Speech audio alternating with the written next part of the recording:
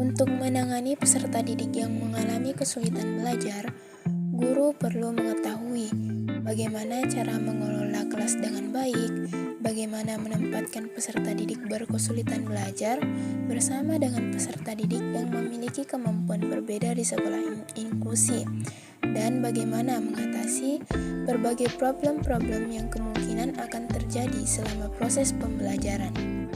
Nah, disinilah peran manajemen pembelajaran anak berkesulitan belajar.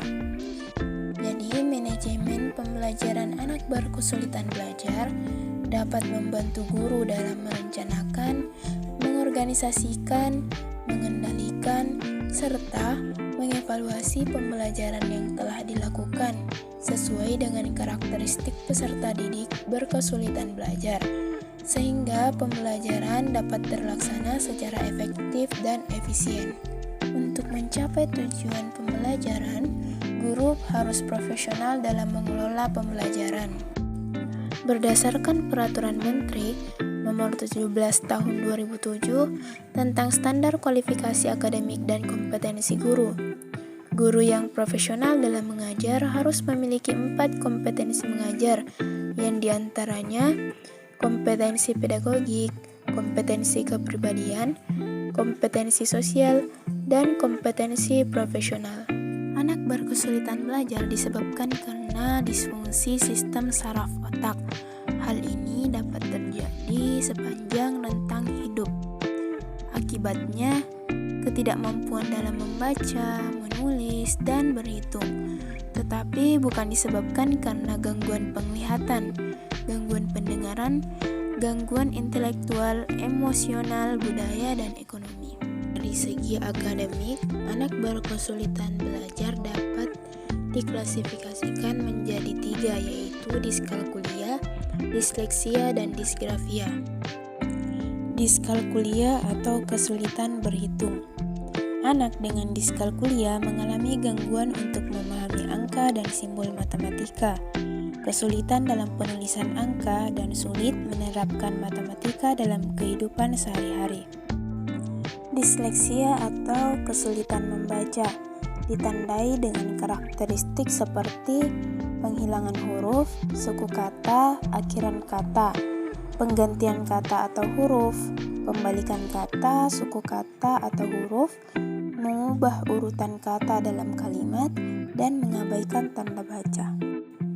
Disgrafia atau kesulitan menulis ditandai dengan karakteristik seperti lama dalam menulis, bentuk huruf tidak sesuai, tulisan tidak dapat dibaca, ukuran huruf berbeda-beda, orientasi kanan-kiri rendah, pembalikan huruf, ukuran huruf berbeda-beda, tidak bisa menulis sesuai garis, dan menggunakan huruf besar kecil secara acak. Komponen-komponen pembelajaran anak berkesulitan belajar terbagi menjadi 3, yaitu perencanaan, pelaksanaan, dan evaluasi. Yang pertama yaitu perencanaan atau planning. Hal yang perlu diperhatikan dalam menyusun perencanaan ialah 5W tambah 1H. What? Apa yang akan dilakukan? Why? Kenapa pekerjaan itu harus dilakukan? Who? Siapa yang akan mengerjakan? When? Kapan pekerjaan itu dilaksanakan? Where? Di mana pekerjaan itu dilakukan? Dan how? Bagaimana cara mengerjakannya?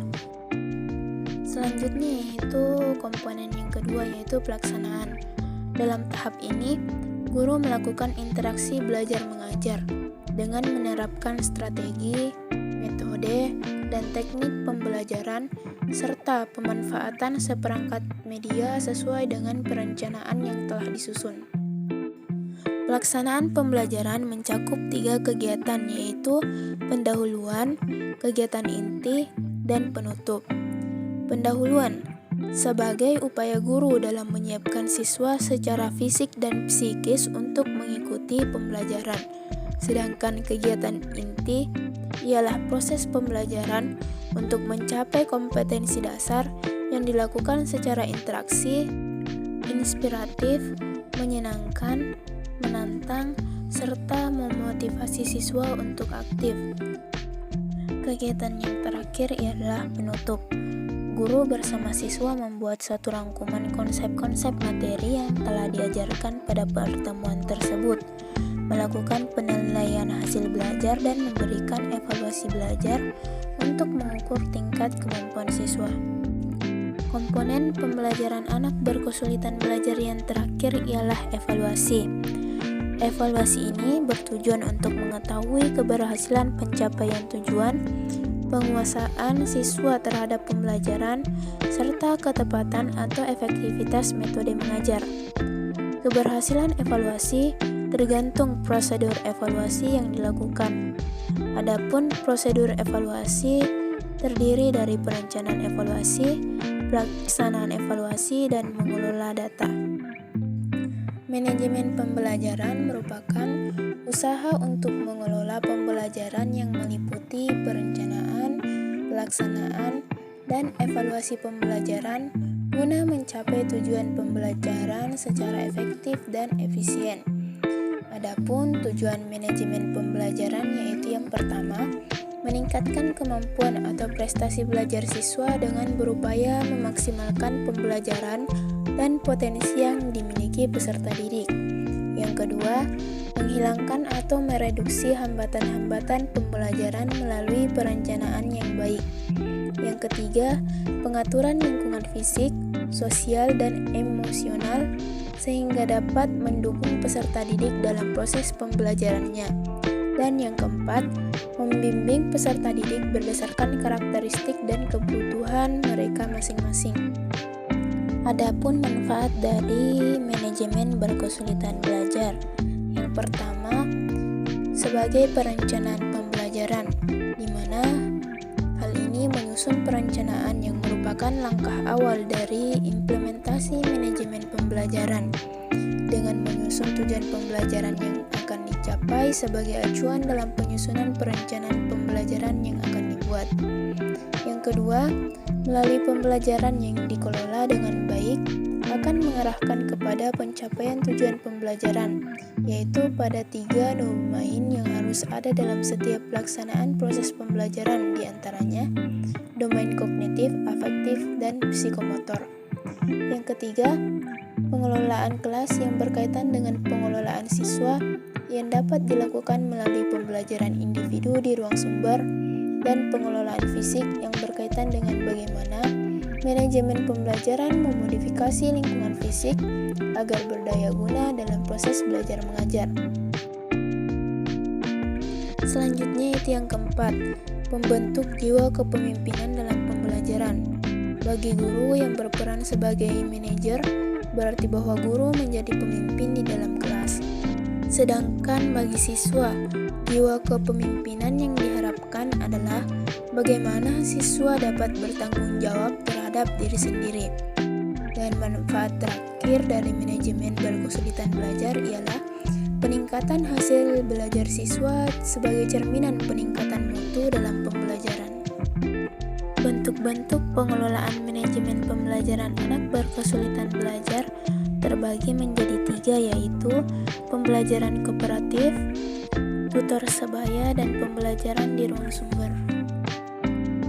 Pembelajaran kooperatif merupakan suatu pengaturan pembelajaran yang mengacu pada tujuan pembelajaran yang bersifat heterogen dengan kelompok kecil yang bekerja sama dalam mengerjakan tugas yang dilakukan secara berkelompok dan bertanggung jawab terhadap kelompok dan diri sendiri.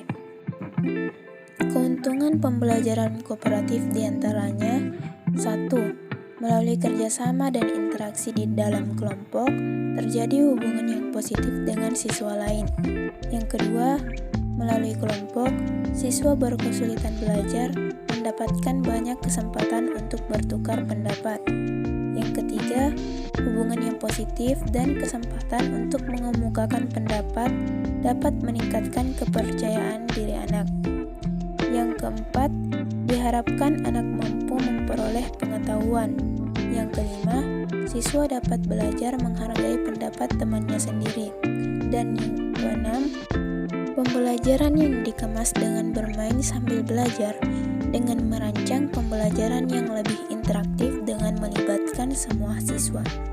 Tutor sebaya dalam hal ini memasangkan siswa yang berprestasi tinggi untuk mengajarkan siswa dengan yang berprestasi rendah. Siswa yang melakukan tutoring disebut tutor, dan siswa yang mendapatkan layanan tutoring disebut tute. Adapun model tutor sebaya diantaranya class-wide peer tutoring, ialah tutoring kelas secara keseluruhan yang melibatkan pembagian kelas menjadi kelompok-kelompok yang terdiri 3-5 siswa dengan kemampuan yang berbeda. Yang kedua, cross-age peer tutoring, ialah siswa yang lebih tua sebagai tutor dan dipasangkan dengan siswa yang lebih muda sebagai tutor. Yang ketiga, peer assisted learning strategies, ialah memasangkan siswa yang membutuhkan instruksi tambahan atau bantuan dari siswa lain yang berada pada tingkat kemampuan yang sama tanpa perbedaan besar antara kemampuannya. Yang keempat yaitu reciprocal peer tutoring, ialah 2 atau lebih siswa yang bergantian antara yang bertindak sebagai tutor dan tute selama setiap sesi dengan waktu yang merata dalam setiap sesinya. Seringkali siswa yang berprestasi tinggi dipasangkan dengan siswa berprestasi rendah.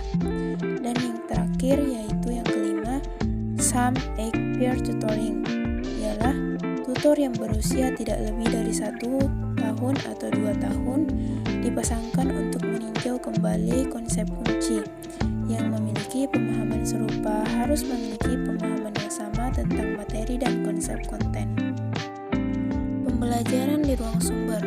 Ruang sumber adalah tempat terpisah dari kelas umum, seperti kelas, tetapi dapat pula ruangan yang lebih kecil dari ruang kelas. Tujuan ruang sumber adalah merencanakan, mengembangkan, dan memberikan strategi pendidikan yang memenuhi kebutuhan belajar yang unik dan bervariasi dari anak berkesulitan belajar. Ada beberapa hal yang perlu diperhatikan guru sebelum melakukan pembelajaran di ruang sumber, di antaranya guru melakukan asesmen secara detail untuk melihat sejauh mana kemampuan anak. Guru menyusun PPI, program pengajaran individual berdasarkan hasil asesmen, mengatur berdasarkan kelas per minggu yang harus dilayani sesuai dengan kemampuan anak, mengatur ruang sumber, menempatkan anak sesuai dengan kebutuhan